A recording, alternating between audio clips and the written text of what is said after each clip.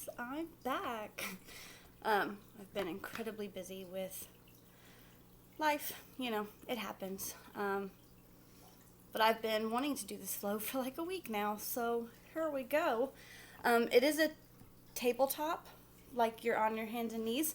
So I have a blanket.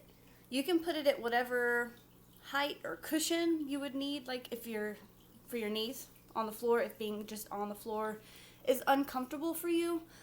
I had it long ways initially so like my hands could be on the blanket also, but I didn't really like the way that felt, so I just have it folded, I guess twice, but it's a thick blanket. So get your blanket if you would like it, and we'll get started. So like I said, starting on your hands and knees, and you want to make sure that you are aligned. In yoga, a lot of it is alignment based, but there's a difference between being aligned for your body and aligned for someone else's. So the basic concept is knees under your hips, hands under your shoulders or armpits. If that doesn't feel right to you, then move however you need to make sure that you feel aligned for your own body. But this is called bone stacked, making your body do less work to hold up your weight. And if you look back between your legs, you don't want to see your feet. So if they're in like this, put them back out. And again, that's more alignment and balance for yourself, making this easier on you. And we'll just start by doing cat-cows. And I'm actually going to start with cat. So arching your back, big, slow, dramatic movements. Dropping your head, pushing your shoulders away from the rest of your body, rounding your spine, tucking your tailbone, making this big cat arch with your back. And I say slowly because you don't want to jolt your muscles. And then beginning to bend your back, dropping your belly to the floor, lifting your head up, bringing your shoulders closer to your body, lifting your tailbone towards the ceiling. And then again, exhale, pushing all that air out, arch your back, tuck your tail, push away from the ground. And if you need, you can take gentle rocking motions. And then inhaling, dropping your belly down, lifting your tailbone, lifting your head, bringing everything closer together. And then push it away, cat arch. And if you're not at the same speed as me, that's perfectly fine. Say do about 3 to 5 of these. And then cow, bringing everything back closer together. And I'll just do one more of those for myself. Cat arch.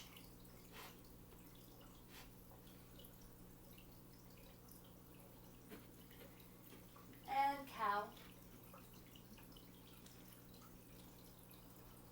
And then coming back to neutral spine. And then we'll thread the needle, taking your right arm up to the sky. No, I'm going to do my left arm, I'm sorry, so you can actually see this, I think. Left arm up to the sky, and then threading it through your body, dropping your left shoulder to the ground or as close to the ground as you can. Leaning to the left. If you'd like to take your right hand up and rest it on the small of your back for more of a stretch. I'm just trying to relax, settle into this.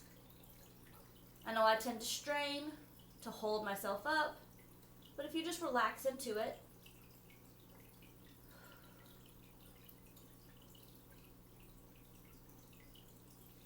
And then bringing the right arm down if you had it back, coming back up. And then we'll do that on the opposite side. Right hand comes up and threads under your body, bringing your right shoulder to the ground. again, if you'd like, you can take that left hand up and place it on the small of your back. I'm not going to on this side.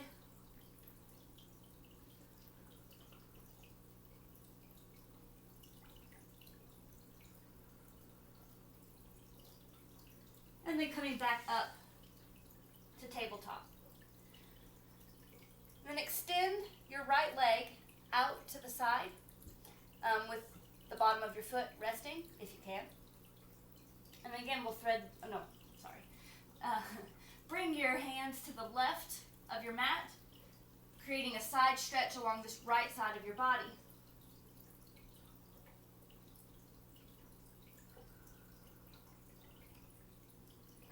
And then back to center. And then threading the needle, bringing the left hand up and bringing your body to where your face is looking toward your extended leg. Oop. And as far down as you can. It's actually a little difficult for me to go all the way down. You see my heel came up. So maybe just like this. There we go.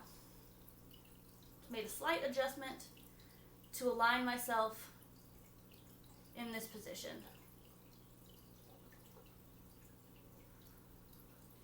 And then back up. And we'll do that on the opposite side. Extend the left leg out long. And bring your your right hand up and through. And if you wanted to on this side, you could also take that supported hand and put it on the small of your back for more of a twist.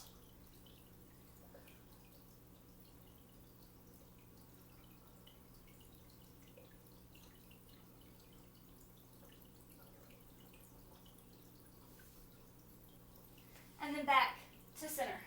I forgot to do the side stretch in that, so let's go ahead and do that now. Walking your hands to the right, getting that side stretch on the left side of your body.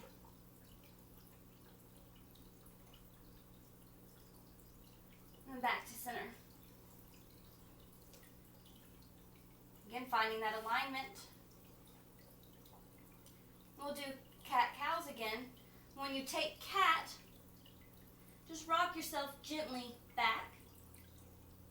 And you can feel a little more of that stretch go down your spine, maybe more towards your tailbone. And then when you find cow, rock yourself forward. Be again elongating the lower back. And then cat, rocking gently back. Maybe a little further this time. And cow. I walked my hands forward just a little bit when I came back into, when I'm bringing my hips down in cat, because we will be going into different position here. And then cow, rocking forward even more. Maybe your hips come all the way down. Again, hands underneath your shoulders or your armpits. We're in what's called cobra, a slight bend in your elbows, head up to the ceiling,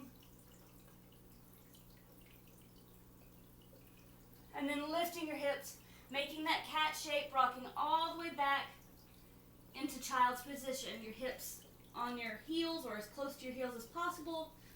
Your hands can be out long in front of you, or you could rest your head on the mat and bring your hands back behind or back on your sides. And just resting there for a moment.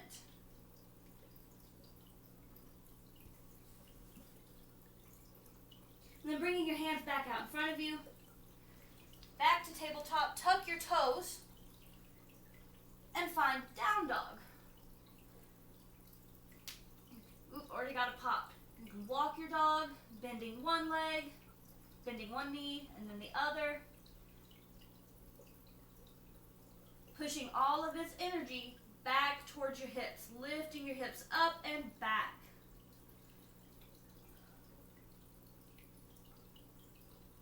Trying to bring those heels down to the ground. Maybe you wag your dog, tipping your hips to the left, to the right. And then see if you can find cat-cow with your down dog. It's going to be very small movements, most likely. But for cow, I externally rotate my shoulders, bringing them towards the front. And just try to get that sensation of everything coming closer together. My shoulders going closer to my tailbone, my belly button down to the ground closer. And then cat, bringing my head in and finding a slight roundedness in my spine. And then cow and cat. Maybe do one more. Cow and cat. And then lowering your knees back down to child's. And walk your hands to the right. Again, finding that side stretch, but in a more closed space. So similar to all the other ones we've done, but different sensations. I'm going to widen my knees just a little bit, but keeping my toes together. And then walk those hands to the left.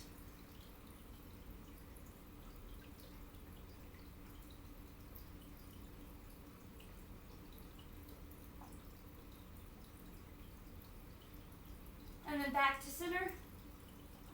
And down dog. Lift your hips. Now this time, lift your right foot up to the sky for three-legged dog. And then turn, pivot your foot to where the left side of it is on the mat. Left hand is on the mat. Bring that right foot down for side leg or side plank. Right arm up to the sky. Whoop. And if you need more support, your feet can't be stacked, you can place your left foot in front. It gives you more of a baseboard.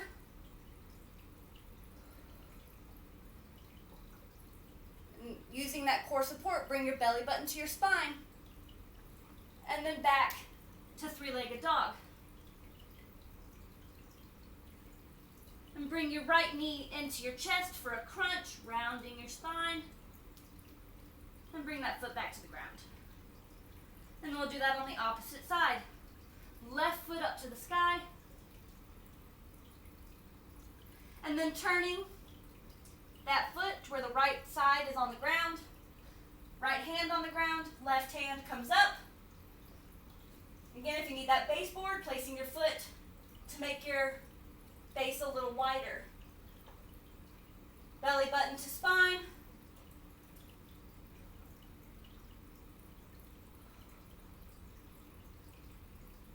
And then back to three-legged dog, left foot in the air. Whoa, falling over. And then bring that left knee into your chest, crunch. And down dog. Feeling all that energy. Making my earth triangle. And bringing your knees back to the mat. Finding tabletop again. Making sure you have a good base. Bring your right foot back straight out behind you. Left hand straight out in front of you. Elongating that whole back side of your body. Stomach. I found myself leaning back a little bit, bringing yourself forward if you do that. Finding that center. And then bring your elbow to meet your knee for a crunch. And then extend long. Crunch. Long. Crunch. And extend long one more time. Bend your right leg and bring your left hand to grab your ankle or the top of your foot.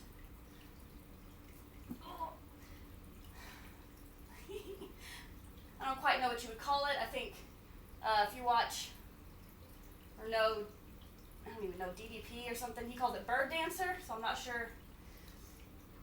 But trying to lift your foot and your hand towards the ceiling, keeping that balance, rocking between your knee and your hand, and lower that back down.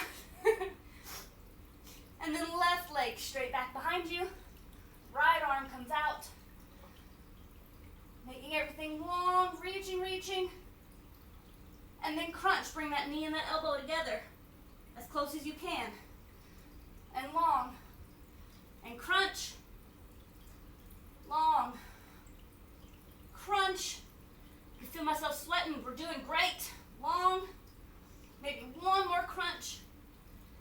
Kind of lost count.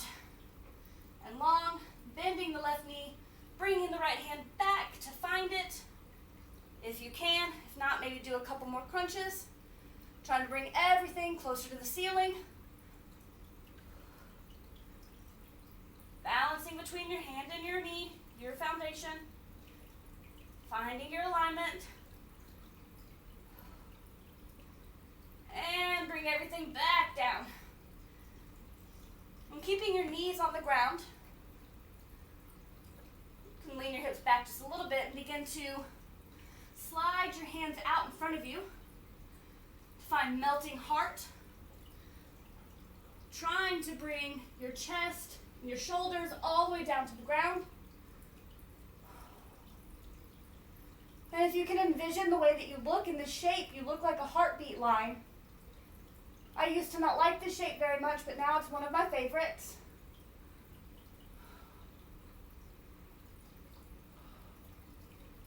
And let that all go down to the floor. Whew. And just let that settle for a moment. If you want to rest your head on stacked hands for sleeping cobra before rolling onto your back.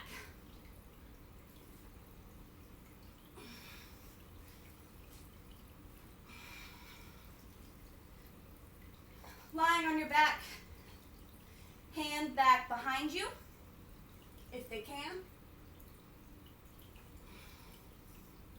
And then bring your feet to the left corner of your mat. And then bring your hands to the left corner of your mat, but keep your butt where it is. Making a banana shape. It's called Banasana. Again, for more of that side stretch. Bringing the left side of your body closer together and really elongating that right side.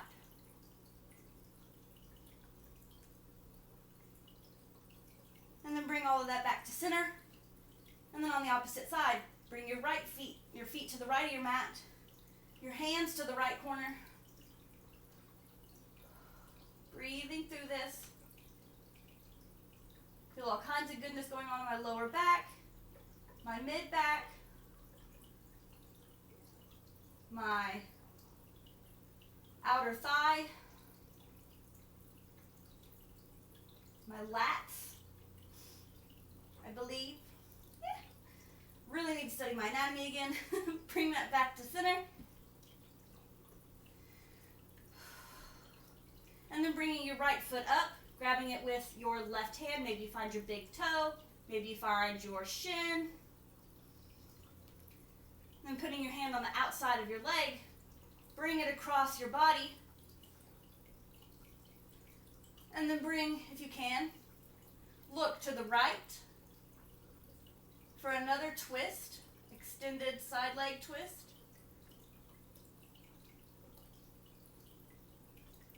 I just had to remind myself to relax my left arm. I was trying to hold onto that leg. If you can hold your toe, go for it. I cannot. I'm not quite there. Then bringing that left leg back up.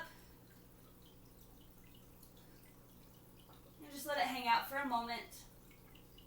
And holding it wherever you can. And then bringing it down. And then left leg up. Grabbing the outside of your leg and draw it across your body. And look to the left. Make all the little adjustments and tweaks you need to align yourself with where you need to be.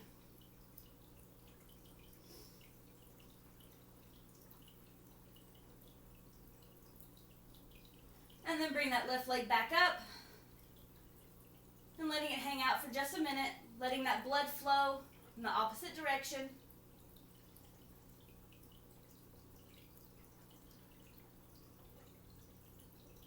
And back down. And if there is a final shape that you feel like your body needs to take before lying in Shavasana, please take it. I'm going to take bridge, bringing my knees up. Hands can touch my heels. Lifting my hips up to the sky. Drawing my shoulders closer to the ground.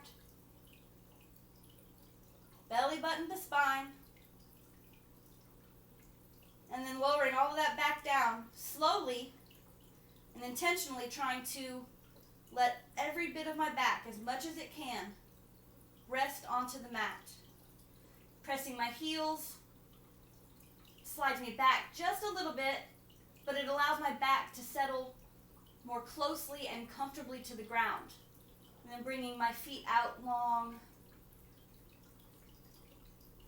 for Shavasana. When we've reached the end of the practice, you just allow this energy and these feelings and all of the things that you've cultivated, let them move through you and go where they need to. If you decide that there's anything that you don't want, let it go. This is your time to do that.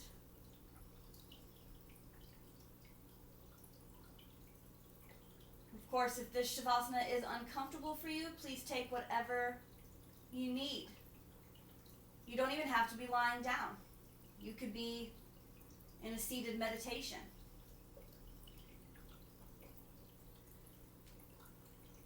And I invite you to stay here as long as you want or need. When you're ready to come out, you can roll onto one side. Settle there for a moment. Cultivate your body in space, awareness. Or gently bringing yourself back up. Inhaling at the top to not be dizzy. And I place my hands, palms up on my knees, bringing all of this polar energy and connecting at my heart space. I honor your life as my own. I thank you very much for sharing your time with me and practicing with me today.